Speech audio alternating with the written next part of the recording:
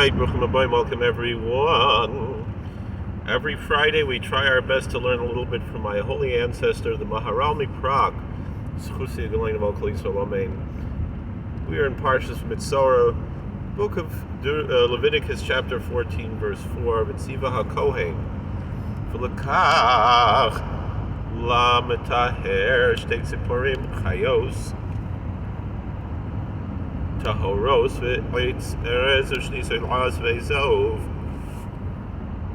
And the priest should command, and he should take for the one who is performing the purification, who is being purified, 2 birds that are alive and of pure species, and a cedar wood and a piece of scarlet. Are we still recording?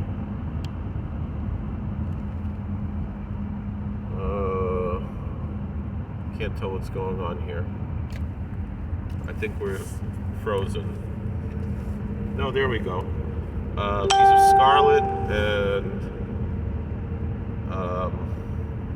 and hyssop. Rashi says chayos pratlatrefos. Chayos means that they should be things that can continue to live and don't have any terminal disease. And tahoros pratla tamei. And when it says pure, it's to exclude the non-kosher birds. Why? Because leprosy comes because of lashon hara, of slander. It's just like chirping words. So you need chirping birds, and only the kosher birds chirp, apparently. Maybe it's not exactly so, but the non-kosher birds, the owls hoot and the hawks scream and ostriches make some kind of a crying noise, but the little kosher birds, things like sparrows and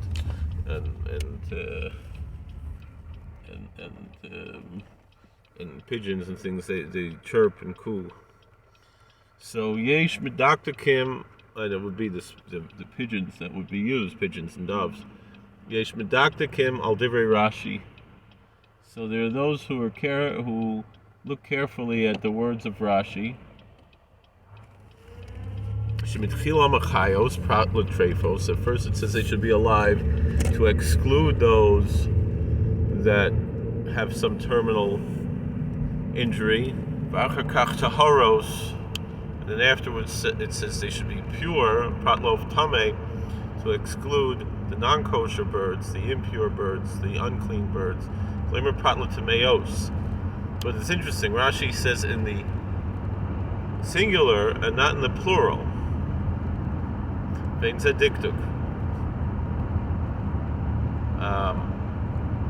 So one might think that is some brilliant insight, and he says it's not so. Vein zediktuk. This is not looking at it in a sense that one would think that the proper grammar would be to pluralize the impure. That actually, if it would say tameos, it would be those who can become impure with Levitical impurity, as opposed to not kosher. And that's why it says in the singular an unclean bird, meaning a non-kosher species, perish shehu tamei b'mino, meaning that it's a non-kosher species. And it doesn't say to unclean birds, because you would think that is talking about birds that became impure through ritual impurity. Let's say, they touched a dead body or something. But an impure bird in a single, if you say it in the singular, meaning the plural could be interpreted either way, it's ambiguous.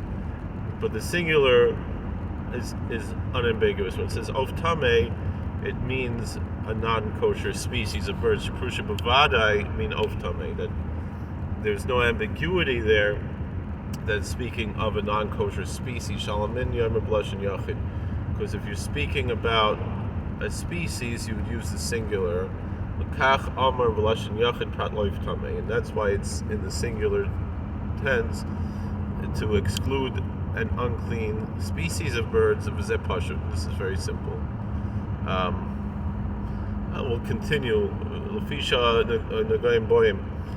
Rashi then said because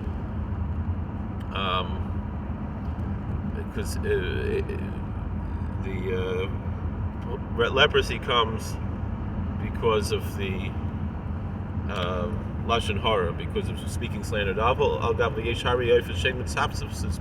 there are certain birds that are not songbirds. It's a question that Nachmanides asked. Kushas Ramban Mikol Makam min mitzapsim mit svicha Torah l'Torah say min oifus mitzapsafim, but that it is the chirping birds that are used for this, and doves, and I guess tzaptzafim here means more like a cooling sound, because that's actually, we hear a yonah mitzaptzafim, that's in Lashon Chazal. The tzaptzefes v'oimeres, right? It's a Agadata about hearing the Shechina sounding like yonah mitzaptzefes. So thank you for watching. God bless. Please like, share, and subscribe. Have a good Shabbos, everyone. The Shabbos HaGadol. Chag kosher v'sameach. How do I turn this off? I thought I turned it off.